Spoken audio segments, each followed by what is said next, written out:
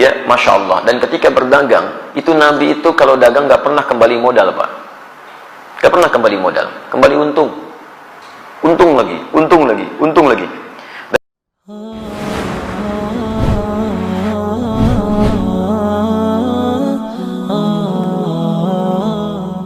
Bismillah. Pak Ustaz, jika hukum jual beli dagang, hukumnya bagaimana? Boleh? Boleh dagang. Kalau tidak boleh, masa Nabi mempraktekkan dagang? Nabi kan pedagang. Bahkan sebelum jadi Nabi, sudah berjual beli. Beliau mengambil barang dagangan dari Sayyidah Khadijah, yang lantas kemudian menjadi istri tercinta beliau dalam kehidupannya. Didampingi oleh Maisarah, kemudian berdagang sampai ke Syam. Ya, Masya Allah. Dan ketika berdagang, itu Nabi itu kalau dagang nggak pernah kembali modal, Pak. Nggak pernah kembali modal. Kembali untung. Untung lagi, untung lagi, untung lagi. Dan bukan cuma untung, yang berdagang dengan beliau, yang membeli, itu senang. Nah, bisa terbayang nggak? Beliau untung, pedagang lain juga merasa nyaman, dan pembeli juga merasa senang. Jarang-jarang ada orang begitu. Ya, jarang-jarang. Kalau pedagang untung, biasanya pembeli kecewa, gitu kan? Baik, umumnya demikian. Baik, sedapat mungkin Anda tawar supaya mendapatkan kenyamanan-kenyamanan. Tapi kalau pembeli untung, pedagang kecewa.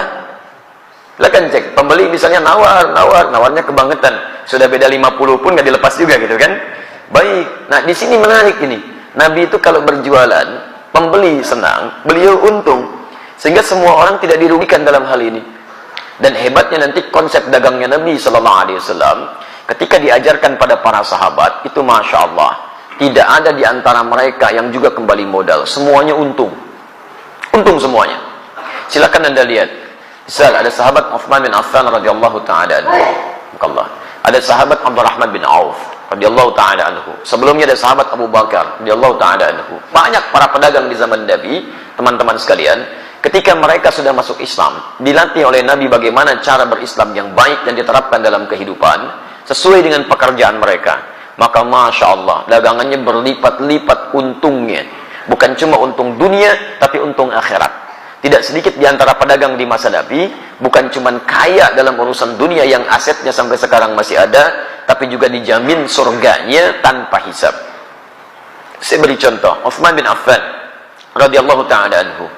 Sebelum masuk Islam, pebisnis. Setelah masuk Islam, kayanya luar biasa. Silakan antum, saya berdoa mohon pada Allah, kalau yang belum umrah, belum haji, insya Allah diikhtiarkan ya, ikhtiarkan. Insya Allah mudah-mudahan dipercepat oleh Allah Subhanahu Wa Taala untuk bisa berhaji atau umrah. Nanti saat ke Madinah main ke satu tempat, terdapat di dalamnya tapak-tapak kesuksesan Uthman bin Affan radhiyallahu taala anhu. Di antaranya beliau masih punya aset sampai sekarang. Ada sumur yang pernah beliau bebaskan ketika dimonopoli oleh Yahudi. Mau minum bayar. Kata Uthman, saya beli sampai semuanya akhirnya dibeli Uthman, kemudian dibebaskan. Yang mau minum ambil aja.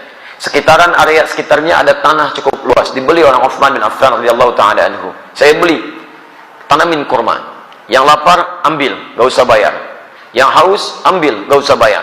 Sampai sekarang area itu ada, akan dibuat area perhotelan, royaltinya disimpan di Bank Saudi, disedekahkan kepada umat muslim atas nama sahabat Uthman bin Affan radhiyallahu taala anhu. Sampai sekarang masih ada. Abdurrahman bin Auf radhiyallahu taala anhu, itu diembargo. Ya, bukan cuma diembargo, dirampas hartanya saat di Mekah. Pergi ke Madinah cuma pakaian yang melekat di badannya. Baik, begitu sampai di Madinah, diterima oleh orang paling kaya di Madinah. Kata orang ini, "Sami'tu annaka kunta ghaniyan bima ma'na." Saya dengar kamu jatuh fakir saat di Mekah. Kalau ingin kaya lagi, ambil setengah kekayaan saya. Kalau ingin menikah cari pasangan, pilih pasangan terbaik di sini. Maka saya akan fasilitasi. Masya Allah. Teman-teman sekalian, apa jawabannya? Jazakallahu khairan bima ma'na. Semoga Allah berikan balasan terbaik untuk Anda. Arini ainal aswaq. Cukup tunjukkan kepada saya di mana pusat bisnisnya. Dagang. Dipraktekkan ilmu dari Nabi. Modal cuma pakaian. 3 bulan. Jadi orang paling kaya nomor 3 di Madinah. 1 tahun jadi orang paling kaya di Madinah. Yang kapaknya saja terbuat dari emas. Kapaknya. Coba lihat. Orang terkaya di Lampung belum tentu punya kapak. Ya.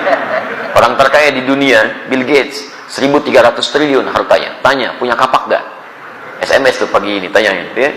Abdurrahman bin Auf setahun kapaknya terbuat dari emas. Modalnya apa? Cara bisnis Nabi. Nah, cara ini tidak menghalangi mereka untuk ibadah kepada Allah, kaya dan soleh. Silahkan cek, buka kitabnya Imam An-Nawawi. Imam An-Nawawi punya kitab namanya At-Tibyan fi Adab Hamalatil Quran. Lihat versi Arabnya cetakan Darul Kutub Al-Islamiyah.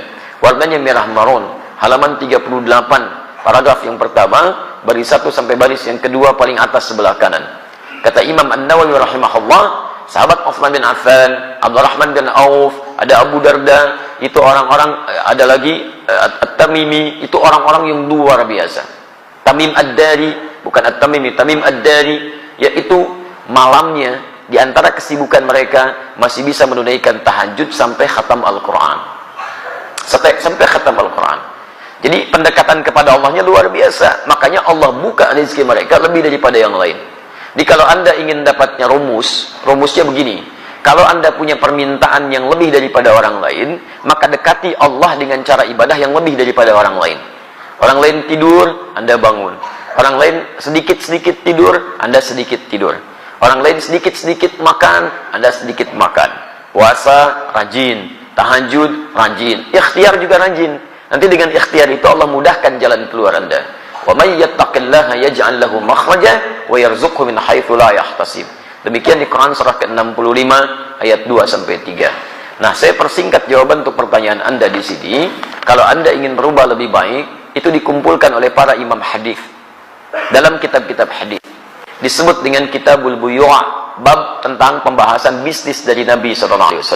Saran saya, keluarkanlah ayat-ayat Quran yang berbicara tentang cara berdagang, kemudian lihat tafsirannya dari Nabi, buka kitab Imam Al-Bukhari misalnya, buka Kitabul Buyu', bab tentang bisnis dari Nabi, keluarkan itu, duduk dengan sesama pedagang, jangan sendirian, jangan ingin menguasai sendirian. Dulu teman-teman Nabi itu saling bersama-sama, semua kaya, bahkan kaya banget.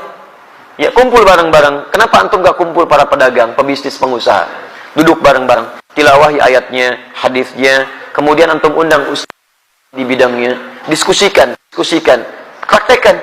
Kalau nggak dipraktekkan kapan lagi? Ya silahkan kalau nggak percaya.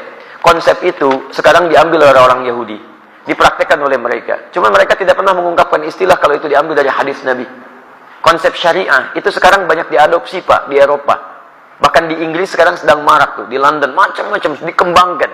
Ya, kemudian oleh Yahudi dirubah istilahnya di Ventura. Ventura itu asalnya syariah, cuman dimodifikasi oleh mereka untuk menampilkan sistem hukum yang kira-kira bisa awet gitu. Syariah sekarang itu luar biasa. Di non-muslim saja sudah mengejar-ngejar konsepnya. Kenapa kita yang punya tidak menerapkan? Paham ya? Baik, sudah saya baca, sudah saya jawab intinya. Ya, di persoalannya barangkali nanti sesuaikan lagi ya. Saya akan punya usaha. Saya beli alat di toko harga barang 1 juta. Modal 1 alat. Kemudian saya jual 2 juta atau 3 juta. Boleh tidak? Boleh. Antum jual 5 juta juga silahkan kalau laku ya. Baik. Alhamdulillah. Yang penting antara din minkum, ada yang ridha satu dengan yang lainnya. Kemudian tidak markup, tidak gharar, tidak menipu. Di orang itu wajar menilai. Antum beli 1 juta, dijual 5 juta. Kalau kaidah boleh saja. Tapi kan juga pembeli akan melihat wajar apa tidak. Ya kalau tidak wajar yang akan beli. Ya ada yang jual Nokia 3315 sekarang. Misal, dijual 10 juta. Ada yang beli nggak? Nggak ada. Modal antum cuma 100 ribu dijual 10 juta gitu kan. Nggak akan ada yang beli.